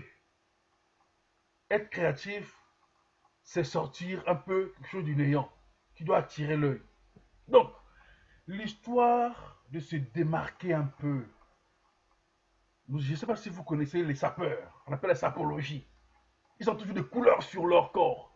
Donc, chacun attire l'attention. Il a vert, rouge, jaune sur son corps. Et ça attire l'attention de l'autre et des autres. Donc, démarquez-vous des autres par rapport à votre projet. Démarquez-vous de la présentation de votre projet. Ce n'est pas en produisant beaucoup de couleurs sur votre affiche ou bien sur votre première page. Ah non, c'est démarquer veut dire être créatif, hein? Réaliste. Hein? Voilà. Donc, n'hésitez pas à illustrer votre propos. Donc, les propos que vous avez produits, il faut l'illustrer avec des dessins par exemple ou des images, quand cela est possible, par des schémas, des croquis, des dessins, des photos, pour que le dossier soit plus digeste et aéré. Je remarque souvent, qu'est-ce qu'on remarque souvent dans les dossiers qui viennent d'Afrique, partout quand je participe dans les appels à projets, il y a plein de discours. Surtout les gens de l'Afrique centrale, oh là là. Les gens de l'Afrique centrale, ils aiment des gros français. Ils aiment le gros français. Vous allez, pour écrire seulement une seule phrase, ils sont déjà à 50 phrases déjà pour un petit problème de 2 minutes. Ils sont déjà à 15 minutes. Non. Un projet où plutôt le dossier doit être digeste et aéré. Facile à comprendre, facile à capter, facile à convaincre l'autre qui est en face de soi. Donc, évitons des discours qui sont longs, comme le bras. Non, c'est pas important, les amis. C'est pas important. Vous voyez? Donc, cela permet également de donner du concret à votre projet. Précis, concret, réaliste, digeste et aéré. Important, un projet. Plutôt pas un projet, la présentation plutôt. Voilà. Ce n'est pas tant de la qualité de vos schémas, vidéos ou photos qui compte, mais votre capacité à exprimer par ces réalisations, votre réflexion sur le projet, un trait de votre personnalité ou à faire passer un message. C'est important. Il faut être créatif quand on présente un projet, son document. Celui-ci, son projet, son dossier a des agrafes. Celui-ci, il y a des trombones. Celui-ci, il y a des spirales. Non, l'autre, c'est à colle. Ça dépend. Et chacun, membre du jury, verra. Ah, celui-ci, c'est mal présenté. Celui-ci, c'est pas trop propre. C'est pas trop créatif. Bon, franchement, c'est nullissime. Je pense qu'on ne peut pas donner quelque chose. Enfin, voilà. Donc, parfois, sans lire le contenu du projet, déjà le fait de lire par image votre document, ça refoule, ça va à la poubelle. Donc, quand vous avez fait votre présentation, que vous avez créé le visuel, que c'est bien, c'est important. Maintenant, il y a des règles basiques qu'on oublie souvent, nous. Même moi, j'oublie ça parfois. Parfois, j'oublie ça. Moi-même, que je suis formateur, je dis ça aux gens, mais parfois, j'oublie ça. Nous oublions beaucoup les règles basiques. Lesquelles? Voilà les règles basiques, les amis. Certes, il faut se démarquer, mais il faut bien garder en tête les éléments de base. Si respecter la date de limite d'envoi des dossiers est primordial, ne vous précipitez pas sans avoir vérifié et fait vérifier par une tierce personne, si possible, les points suivants. L'absence de fautes d'orthographe. Réalisez-vous attentivement et faites relire votre dossier, c'est important. Une faute d'orthographe peut basculer ton projet. Une faute d'orthographe peut faire tomber ton projet. Donc, c'est très important. Pour d'autres, ça passe, mais il y a d'autres qui sont un peu stricts là-dessus. Vérifiez que le dossier est complet. Ne vous précipitez pas, ne courez pas. Vérifiez que le dossier est complet, qui comporte toutes les pièces justificatives et que vous avez bien répondu à toutes les questions en respectant le cadre imposé, le cas échéant, format, longueur, pièce. C'est important. Nous sommes dans cet aspect des choses, les amis. On, on veut toujours courir. On est pressé. On se précipite tellement trop. Et la fin, on se rend compte que j'ai oublié de joindre tel document. J'ai oublié de faire ceci. C'est trop tard. Le dossier est déjà parti. Le dossier est déjà parti. On ne prend pas le temps de lire et de relire notre dossier. C'est important de pouvoir le faire. Donc, j'appelle ça les normes basiques. Les normes basiques. C'est très important. Voyez-vous? Ensuite, il ne vous reste plus qu'à attendre le résultat. Parce que vous avez déjà envoyé le dossier. Bon courage. Surtout ça, on dit quand le dossier est parti. Le nul. Mais attention, en cas de réponse, ne vous laissez pas abattre par un refus. Un refus veut dire quoi? Ça veut dire que ça vous donne encore le courage de refaire autrement, de relire les choses autrement. Et parfois, d'autres retours, on vous envoie les raisons pourquoi votre dossier a été rejeté. Et ce sont ces raisons-là qui vous permettent, vous, maintenant, de pouvoir corriger. Ce que nous vivons en Afrique, dans les ambassades de France. Ah, votre visa a été refusé parce qu'on ne voit pas les liens entre toi et la personne qui t'invite. Parce que tu n'as pas démontré le document. Prochainement, prenez le soin de fournir un document qui prouve que tu as les liens avec la personne qui se trouve en France, par exemple. Voilà. Je ne sais pas si j'ai encore de... voilà, c'était la dernière partie parce que je me disais que je ne vais pas présenter le document comme le document de présentation. Donc voilà un peu, les amis, ce que je voulais vous parler. Ce sont des grandes lignes, un peu vite fait, des grandes lignes sur comment présenter un appel à projet. Maintenant, je veux vous laisser vous poser vos questions. Donc du coup, je vais arrêter maintenant le PowerPoint, arrêter le partage d'écran. Comme toujours à la fin, j'aime bien ouvrir maintenant la caméra pour tout le monde, qu'on puisse voir s'il y a un débat à faire. Nous passons à la phase débat. Voilà.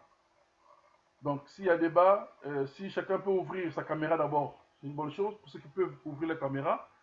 Après, on va passer aux phases questions et débat, échange ensemble. Je vous écoute. Pour ouvrir vos caméras. Voilà. Albert a ouvert sa caméra, c'est déjà bien. Ok, Mariam, super.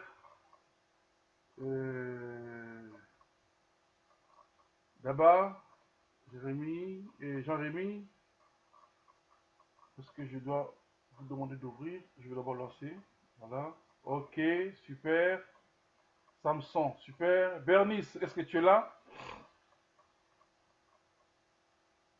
Bernice. D'abord, ta caméra n'est pas ouverte? Voilà, donc maintenant, je pense qu'on va passer à la... On va passer un peu 10 ou 20 minutes encore pour essayer d'avoir quelques compréhensions, c'est la compréhension à faire. Et celui qui veut, quelle question à poser ou besoin d'explications encore, il suffit de lever la main et je puisse t'ouvrir ton micro. Donc, on va là-bas du côté du Gabon. Ok, Gabon. Euh, Bonsoir à tous et merci pour ce moment de partage qui édifie et qui nous permet de mieux restructurer ce qu'on fait au quotidien. Ma question est la suivante. Je m'excuse d'abord, comme j'avais d'abord un live en direct avant d'y arriver. J'ai pris au niveau d'appel à projet. Et la différence entre appel à proposition et appel à projet, est-ce que je n'ai pas raté ou ça a commencé là? Non, c'est là-bas où on a commencé. Ah! Ok, parce que j'étais inquiet, parce que notre live a mis plus de temps que prévu. Moi, ce que je dirais, des questions, non, pas de questions.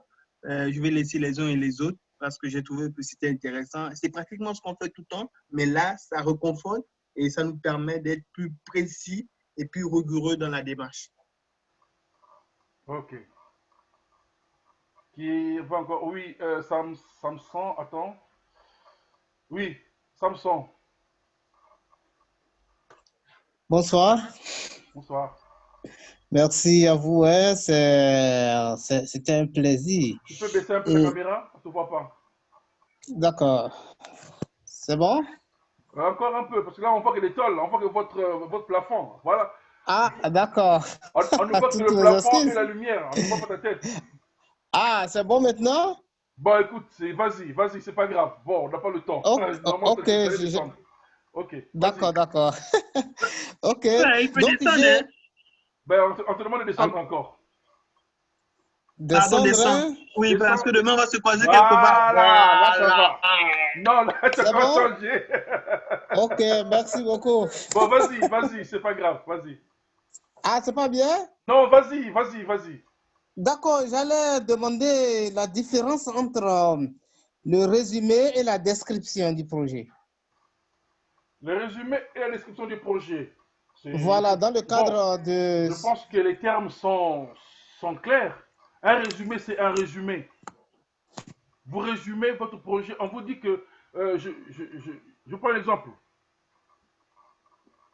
Regarde la masse. Oui, Voilà la masse là. oui. C'est ma thèse de doctorat.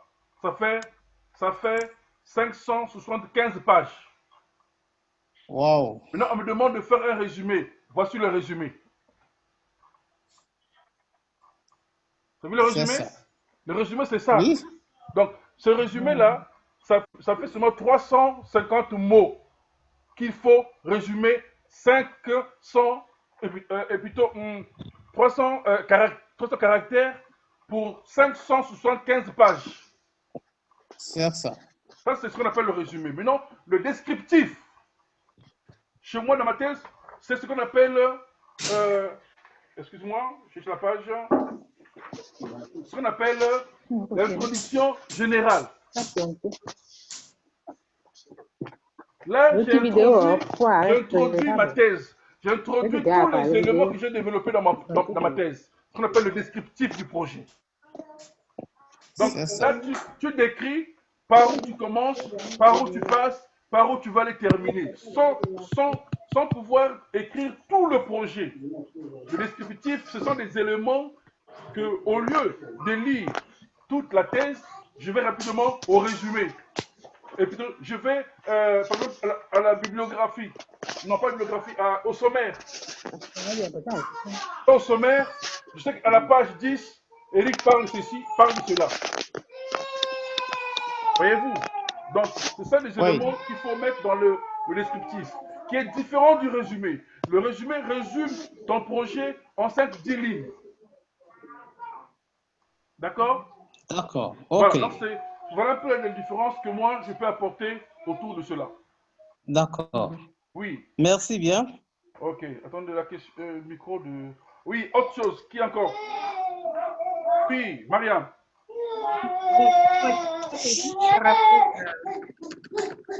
Par rapport à la période, c'est-à-dire... Attendez, je pense qu'il y a Samson, le bébé, parle là-bas. Ok, j'ai activé le micro. Voilà, vas-y. Bon, voilà. Donc, ma question, c'est par rapport à la période, c'est-à-dire de 3 à 6 mois. Oui. Donc, c'est à compter à partir de quand l'appel à projet ou bien? Non, on vous dit, on va vous donner la date où il faut déposer l'appel à candidature. L'appel à projet. C'est le 30 juin qu'il faut déposer ça. Et votre projet doit se dérouler entre 3 et 6 mois. D'accord. C'est le Et déroulement bon. de votre projet. D'accord? Et il vous donne 50% du budget. Donc, vous devez réaliser votre projet pendant 6 mois. Après 6 mois, au moment où vous allez déposer votre rapport, ils vous donneront le reste d'argent, soit 50% ou 25%. D'accord. Au ce moment où vous déposez votre rapport, le projet doit respecter toujours un délai. Toujours. Parce que si vous ne respectez pas le délai, c'est que le projet là, je ne sais pas comment il faut l'appeler. Même un festival commence le 10, termine toujours le 15. Tu ne peux pas aller au-delà. Pas possible. Parce que Donc, vous avez un c'est-à-dire, budget à respecter. commencement, je veux dire. Voilà. Donc il faut toujours savoir respecter ces délais-là, c'est important. Voilà pourquoi il faut définir ça dans le dossier toujours. Oui, Albert. Tu disais tout à l'heure, peut-être je pourrais répondre à l'appel de Sofinco. Mais moi, ça fait pas 5 ans que que j'ai pris ma nationalité. Ça fait moins de 2 ans. Pardon, je m'en suivi. Ça fait moins de 2 ans que j'ai pris ma nationalité sénégalaise il faut 5 ans pour répondre au projet. Maintenant, ah bon, c'est comme ça. Hein?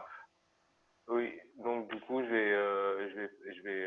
rien n'empêche moi en tant que responsable d'une entreprise de le faire pour mes artistes en fait. D'accord. C'est très important. Ok, pas de problème. Je pense que pour d'autres, je pense que ça peut répondre aussi. Mais attention, attention, il faut toujours éviter d'être pressé. C'est important. D'abord. Bien sûr. Ouais, bonjour à tous. Merci Eric encore une fois pour cette belle présentation. Moi, je voulais juste attirer l'attention à nos amis qu'un appel à projet, il faut vraiment faire très attention. Les gens qui sont derrière, les évaluateurs, les jurys, ils sont pas cons, quoi. Et pendant longtemps, nous, Africains, nous avons pensé qu'on était beaucoup plus intelligents qu'eux et nous avons fait beaucoup d'erreurs. Ce qui fait qu'aujourd'hui, on a du mal à capter les financements au niveau des appels à projets. Maintenant, ce qu'il faut faire, c'est pas parce qu'il y a un appel à projet qu'il faut par force poser un projet ou proposer un projet.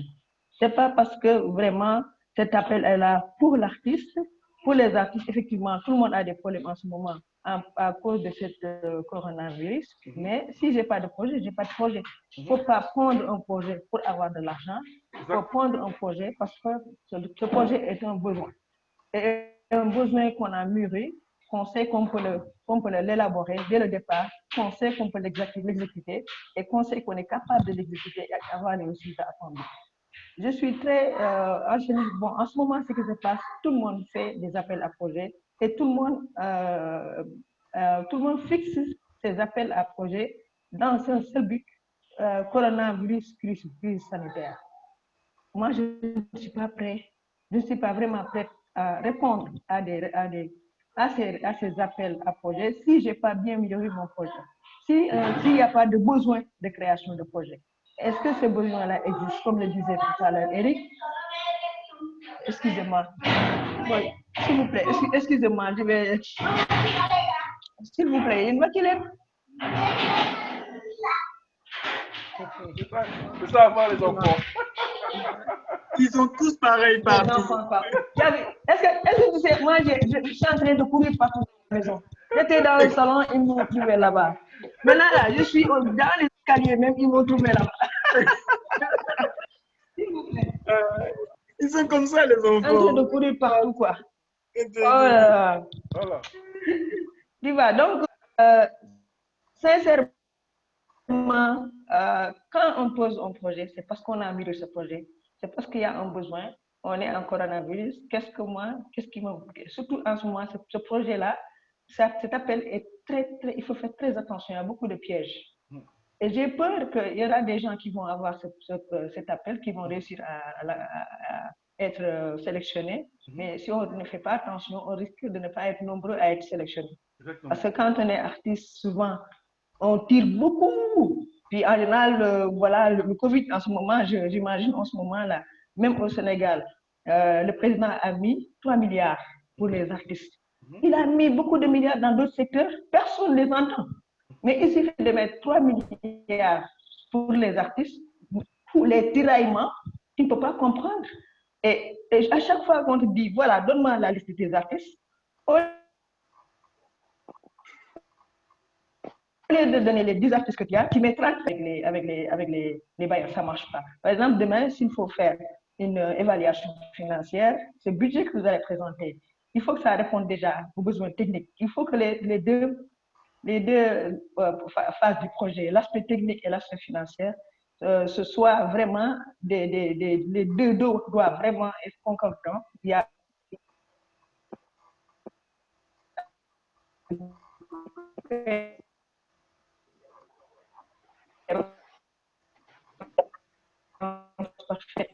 il faut qu'il y ait une cohérence parfaite.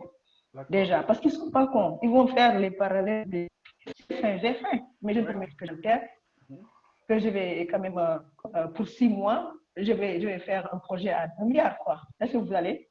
Et en plus, attirez votre attention. Si vous faites le budget, si vous le faites en Excel, il faut toujours vérifier. Toujours vérifier. Parce que l'Excel, si tu ne fais pas attention, souvent, les calculs sont faux.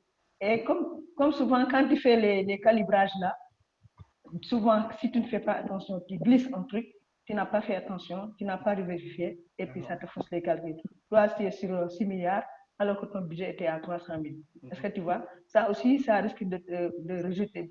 Le bailleur, il peut rejeter tout de suite parce qu'il pense que toi, tu as une idée de duper ou autre chose. Quoi. Donc voilà, quoi, à peu près.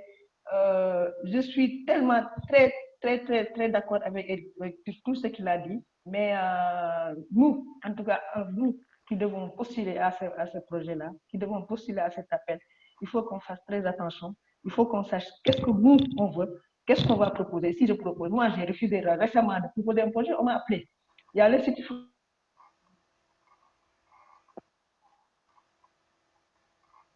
français qui a mis un projet en place. 5 personnes m'ont appelé, m'ont dit, pourquoi tu ne postules pas? Je ne postule pas parce que je ne postule pas pour postuler. Voilà. Je postule parce que j'ai un projet qui répond à un besoin. Voilà, donc ça, il faut juste ne pas oublier ça et mettre... voilà. Pourquoi j'ai demandé à expliquer, à faire cette présentation aujourd'hui? Parce que j'ai reçu 12 demandes. 12 personnes en Afrique m'ont contacté, ils m'ont envoyé leur projet. Ils veulent postuler à ce programme-là. Quand j'ai demandé aux autres, je dois à chacun d'eux, votre projet là, tiens, a été construit quand? Non, c'est à cause de cet appel-là qu'on a monté le dossier. J'ai dit qu'il a coûté, les amis, ça ne sert à rien. Je vous dis la vérité que je ne vais pas lire votre projet. Parce que votre projet, vous voyez que l'argent qui est là, en fait, votre projet n'a pas l'âme. Donc, si aujourd'hui on vous refuse l'argent, vous ne pourrez rien faire après. Donc, il faut d'abord construire l'âme de ton projet.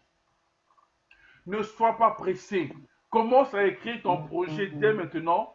Cherche le financement dans 3 ans. Parce que tu as le temps de construire, d'écrire, de lire, de travailler, de proposer les éléments qui vont répondre aux attentes. Et quand tu le fais, il faut toujours aller lire les projets des autres. Toujours aller voir les autres, comment ils ont fait. Et ça te permet de te renforcer, d'être fort. Sur les 12 projets qu'on m'a envoyés, je vous dis qu'il y a 3 projets, c'est du copier-coller à 100%. Copier-coller. Ils ont juste changé seulement des phrases et des mots. Et sur 12 projets, 10, les budgets sont bancals. Ça va de gauche à droite. Il n'y a rien. Donc, j'ai dit, écoutez les amis, je peux perdre mon temps à lire vos projets, à analyser vos projets. Vos projets là, c'est rien du tout. C'est nul de chez nul. Je n'ai pas besoin de passer mon temps là-dessus. Prenez le temps à construire le projet. Un projet, c'est une âme. Construis d'abord l'âme de ton projet avant de répondre à l'appel. Les appels, ça ne finit pas, il y en a beaucoup. J'ai envoyé, je pense, à qui j'ai envoyé des liens, des candidatures, des offres, tout ça, j'ai envoyé à beaucoup de gens des liens. Mais prenez le temps de lire, ne soyez pas pressé. Ne soyez pas pressé. Construisez d'abord votre projet calmement. Avec le temps, ça va se développer et ça va aller. Je pense que c'est ce qu'il faudrait commencer déjà à penser. Autre question? Oui. Moi, je n'ai pas de questions, mais je vais partager l'idée de la grande sœur Daba. Vraiment, ça peut paraître bizarre, ça peut paraître qu'on est bête et qu'on n'est pas intelligent et que nous refusons de l'argent, mais vraiment, c'est compliqué, comme vous l'avez si bien dit. Monter un projet ou piloter un projet, c'est un esprit, c'est une âme. Même si tu n'as pas l'esprit, qu'on te donne l'argent, la faisabilité ne va pas tenir. Je prends un exemple. En ce moment, il y a eu l'appel du FIT, qui est le Fonds international de la diversité culturelle de l'UNESCO. Ça a été lancé en mars. Ça a été normalement lancé en mars pour la fin, pour mi-mai. Les gens m'ont demandé, je dis, c'est pas parce que c'est là, je n'ai pas prévu. C'est vrai qu'on veut essayer, on peut essayer, mais après, l'âme n'est pas là. Ça t'empêche d'obtenir quelque chose de plus fort demain. Mais par contre, les 2 personnes qui sont allées, je les ai assistées, j'ai facilité. Mais moi-même, je dis non. Et la deuxième, je prends un exemple. En ce moment, avec l'histoire chez nous au Gabon, avec le corona, on ne pouvait pas, mais on a réussi à réfléchir pour trouver l'alternative. Il y a les échanges là et les sambas. Donc, c'est compliqué. Moi, je pense aussi que ce qu'on doit dire aux gens, c'est vrai que parfois, les organismes disent « Oh, il y a l'argent, personne n'est venu prendre ». C'est un piège. Moi, je trouve que c'est un piège à couteau double tranchant. À savoir, c'est les mêmes qui posent, c'est les mêmes qui se plaignent qu'on ne vient pas prendre. Mais quand on vient prendre et qu'on n'est pas préparé, c'est encore l'autre image qui est ternie. Je pense que ne pas aller prendre est mieux que de vouloir aller prendre et gâter son nom et salir le nom des autres. Si tu es prêt d'aller prendre, vas-y. Si tu es prêt, tu prouves que ton projet est mature. On ne t'interdit pas. D'accord? On ne t'interdit pas de répondre à l'appel d'offres ou appel à projet ou appel à proposition. On ne t'interdit pas. Voyez-vous? Souvent, par exemple, l'appel d'offres. Bon, moi je trouve que l'appel d'offres, parfois c'est facile, c'est simple. Parce qu'on va te payer pour le service rendu. D'accord? Mais après la proposition, il y a un jury qui est là, qui va statuer sur ton projet. Surtout les amis. Le jury est constitué par les Blancs. Et le projet vient d'Afrique. Et c'est réalisé en Afrique. Il y a des exigences qui sont là. Il faut respecter ça seulement. C'est tout. Ça ne veut pas dire qu'on n'est pas capable. On est capable. On a des compétences, on a l'intelligence, on a les savoirs. Mais le problème, c'est que parfois, on ne sait pas comment répondre à la demande.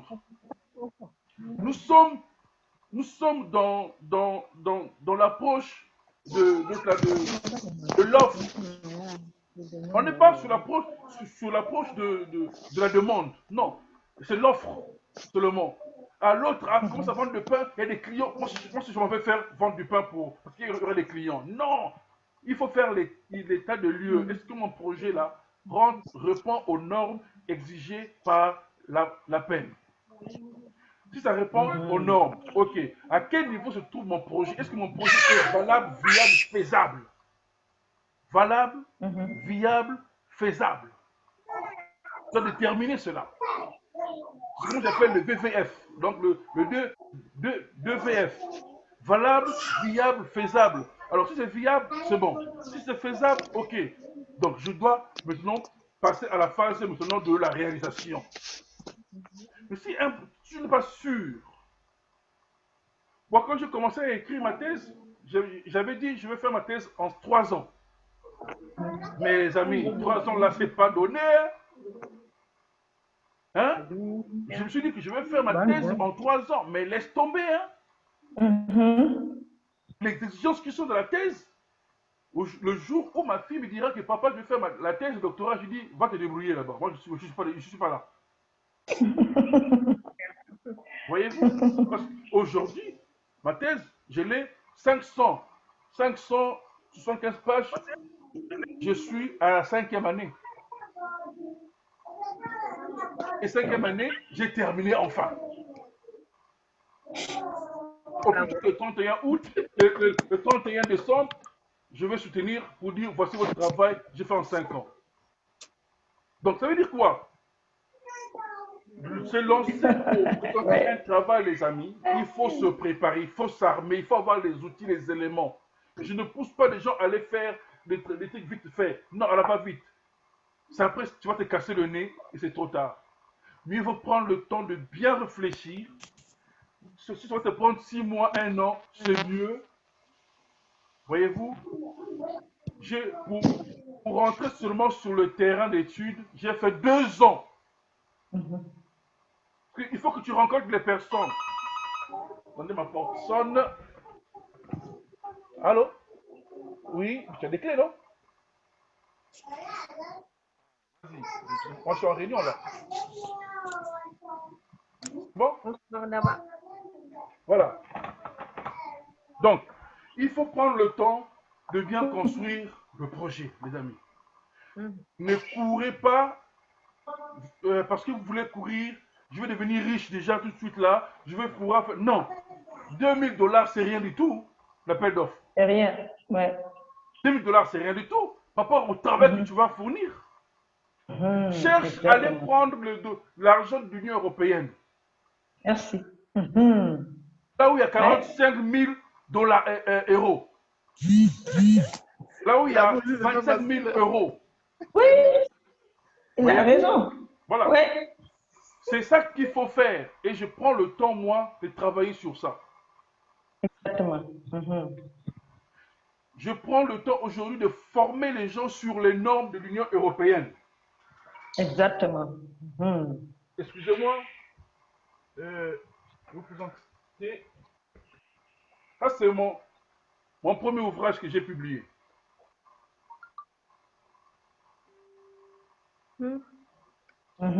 Très bien. Voyez-vous? Ça, c'est mon premier ouvrage que j'ai publié.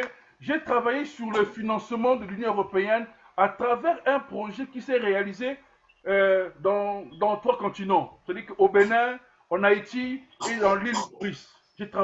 J'ai analysé le projet. Donc, j'ai fait l'évaluation préalable de leur projet. Et je pense qu'ils avaient bénéficié, je pense, quelque chose de... attendez, je vais voir la fiche.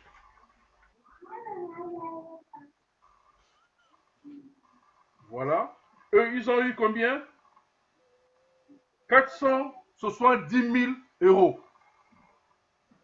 470 000 euros multipliés par le franc CFA. Il faut aller chercher beaucoup d'argent. L'Union européenne a beaucoup d'argent.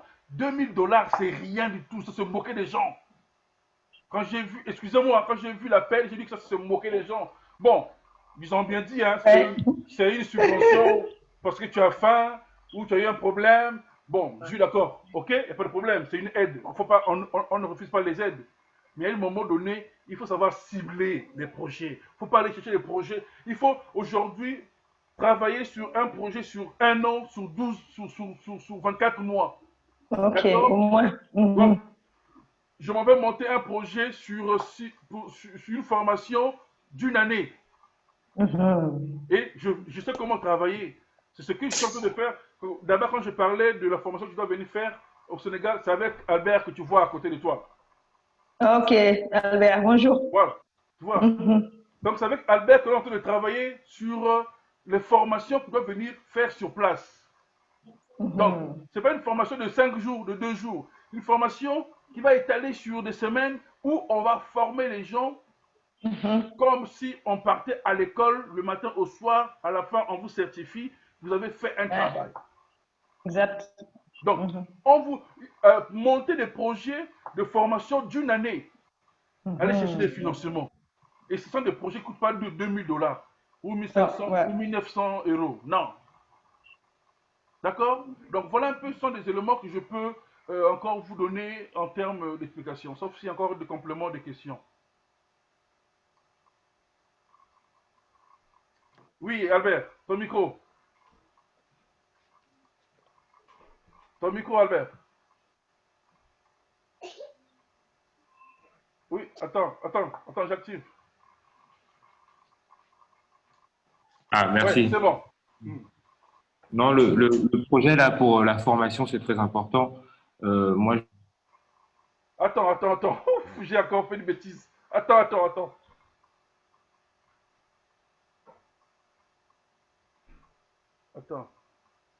Tu peux changer chez toi, c'est possible? Attends. Activer.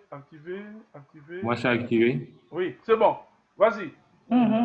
Je disais que la formation, c'est aussi la pérennisation de l'agence et de toujours rester un peu dans les codes de chaque année et toujours de réévaluer le personnel et nous-mêmes sur les codes internationaux. C'est très, très important pour moi parce que j'investis si je fais un crédit ou si je vends ma voiture pour pouvoir monter mon agence pour aller un peu plus loin, je peux pas me permettre de pas avoir des gens professionnels dans le domaine. Donc c'est pour ça que je me suis rapproché de Monsieur Eric pour pouvoir voir une formation sur le long terme et par rapport au terrain, parce que j'avais pas forcément envie j'avais besoin d'un Africain qui connaisse la conjoncture pour pouvoir enseigner ici en Afrique. Donc je suis content de l'avoir rencontré. Voilà. Merci beaucoup, cher ami. L'initiative est encouragée et bonne continuation. Voilà. On va peut-être travailler ensemble là. Voilà. Attends, tu as des dames calibrées là. Tu as Mariam, tu as là-bas, tu auras besoin d'eux. Donc voilà, il y a plein de choses à faire et puis dans l'avenir, c'est formé, des veut choses dire, les à amis. vous proposer, je serai là pour vous proposer des choses aussi. C'est formé veut dire aussi, prenez le temps de lire. On ne lit pas beaucoup. Excusez-moi de vous dire ça. Bon, on ne lit pas beaucoup. Ah oui, ça c'est vrai. Lire, c'est savoir cibler, en fait, savoir cibler sa lecture. Voyez-vous? Je suis désolé, hein, moi, je suis un homme, je n'aime pas beaucoup lire, mais j'ai fait des efforts pour lire. Attendez, il y a une qui est sortie, qui n'arrive plus à revenir.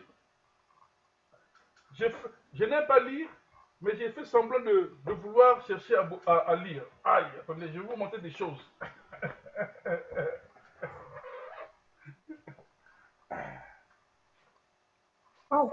Regardez, vous avez vu tout ça là? Très bien.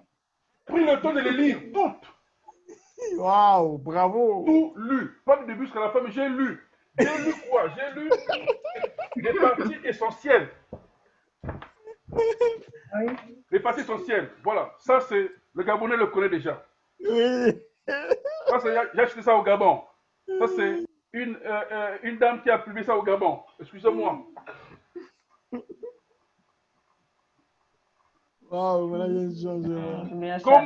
Comment travailler maintenant avec le management de changement? Ce qu'on nous demande aujourd'hui. Comment apporter le changement? C'est important. Il n'arrive pas à rentrer. Je ne veux pas vous montrer tout, peut-être. Voilà.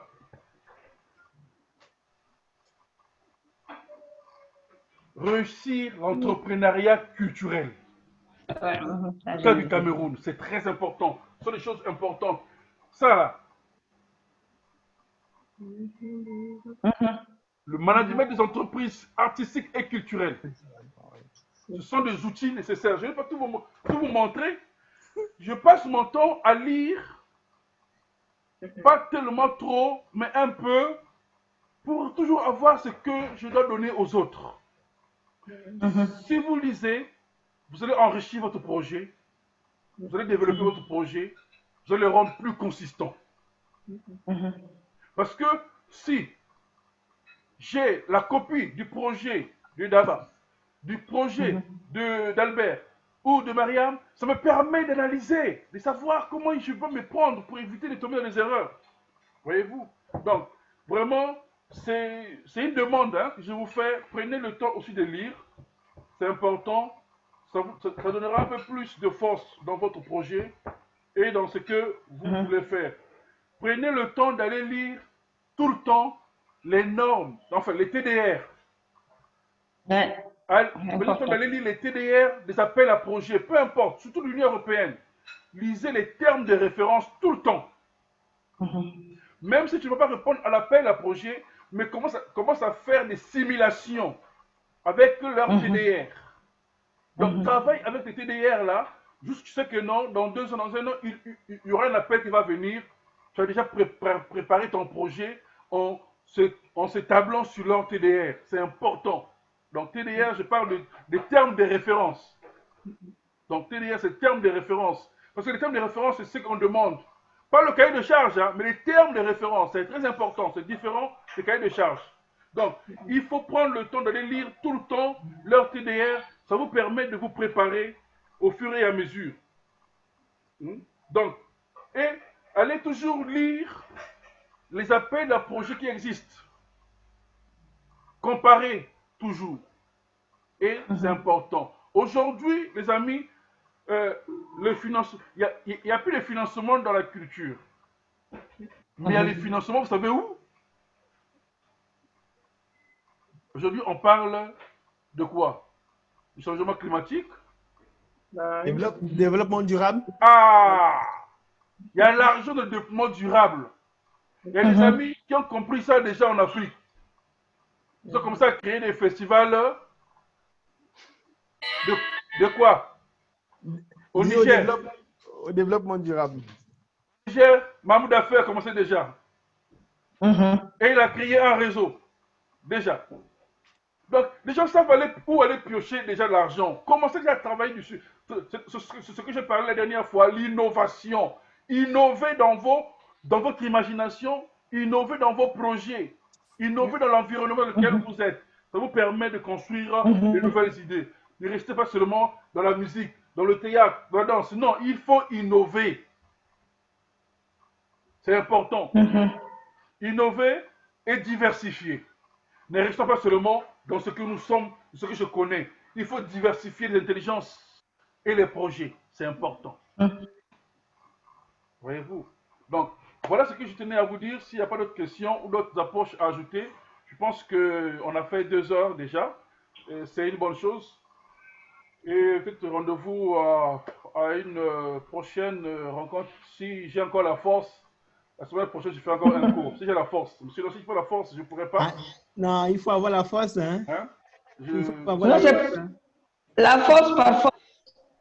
Ben, on peut avoir la force. On peut avoir la force, mais le cerveau ne répond pas parfois. Voilà. Donc, merci beaucoup à tous. Donc, je disais tantôt, il y a Bernice Dossou qui est en bas là. Elle est du Bénin. Oui. C'est une jeune dame que je suis en train d'encadrer de loin. Oui, voilà, elle est un peu de la communication culturelle. J'essaie de l'orienter de loin sur ce qu'il y a à faire. Il y a Samson Tosusi. Samson, tu es quelle ville? Attends, ton micro il est fermé même.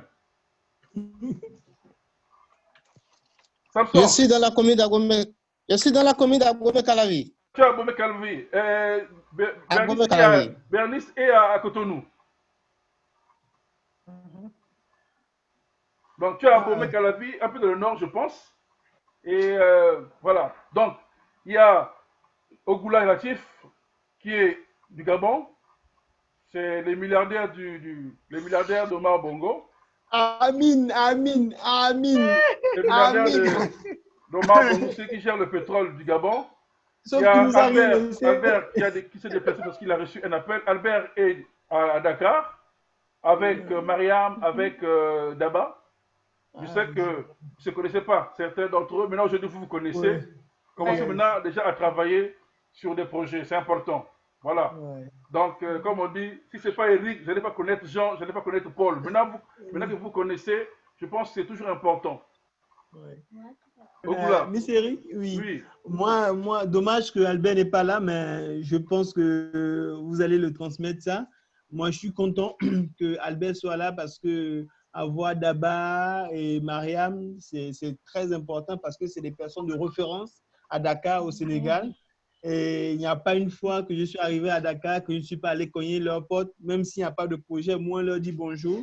Et vraiment, c'est une chance pour lui. Il n'a qu'à se rapprocher d'eux. Le projet qu'il a, c'est très intéressant. Mais le Dakar est bien, mais Dakar est complexe avec les petits pièges. Et parce que s'il tombe dans ces pièges-là, il aura du mal à se relever. Mais l'avantage du réseau, comme les grandes sœurs et les autres sont là, il verra avec l'analyse comment avancer. Parce que vraiment, moi, je suis content. Vraiment, merci la grande Daba.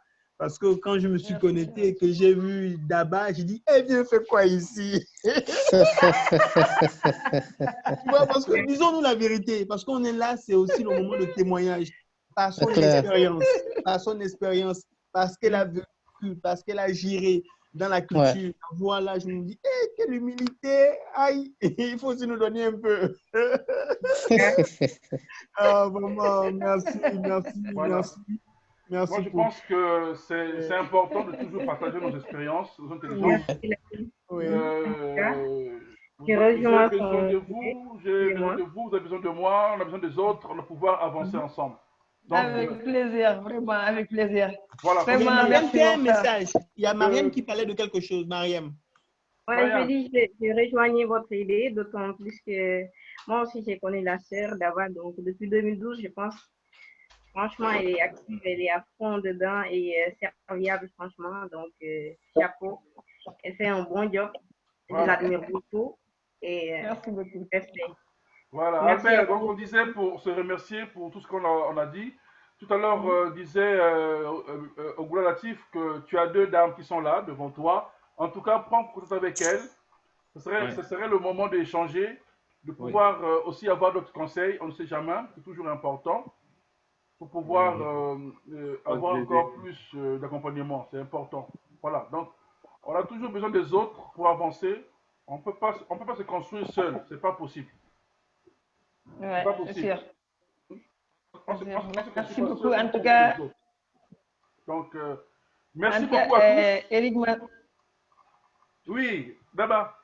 Je voulais juste dire à mon frère Latif qu'on n'apprend jamais assez, comme je disais hier. Et ça me fait plaisir toujours d'échanger parce que j'apprends toujours de chacun d'entre vous. Sincèrement, ça nous enrichit.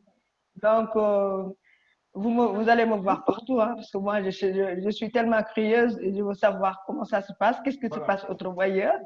Et c'est avec plaisir, toujours avec plaisir, de pouvoir partager avec vous des plateaux. Et Albert, effectivement, nous on est là. Mariam, c'est vrai que c'est ma sister guerrière aussi, quoi. Vraiment. Écoute, on est là. Albert et Eric, soyez rassurés. Nous, on est à Dakar. N'hésitez pas, comme je disais à Eric, tout ce qu'on peut apporter, nous sommes là pour que la culture puisse émerger. Et comme beaucoup de gens ne croient pas à ce que nous faisons, c'est à nous de prouver que notre secteur est viable et un vrai secteur de développement économique. Voilà, donc très fier d'être parmi vous. Et vous allez me voir partout et tout le temps, par force. Et Eric, par force, il va donner les cours. Ok, merci beaucoup, il n'y a pas de problème. Je ferai de mon mieux. Mr. Eric? Oui. Grâce au coronavirus, on a maintenant une autre manière d'apprendre, de faire l'école. Donc, non, je ne peux plus venir à Dakar, je ne peux plus venir au Gabon. On peut me faire le cours maintenant seulement. non, au Gabon, tu vas revenir. Hein. Au Gabon, tu vas revenir, on a besoin. On a besoin. Tu vas revenir au Gabon. Albert, vous dites quelque chose. Demba, en fait, l'année dernière, je t'avais contacté quand je venais d'arriver à Dakar. C'est moi, Albert Gomis, qui travaille avec Cheikh, Paco Seri, Groove Academy. Avec Nogueil. Nogueil de l'Institut français. On s'était croisés là-bas avec Nogueil? Je ne sais pas. Non, je crois que, en fait, Nogueil m'a parlé de vous et je pense qu'on s'est appelé au téléphone.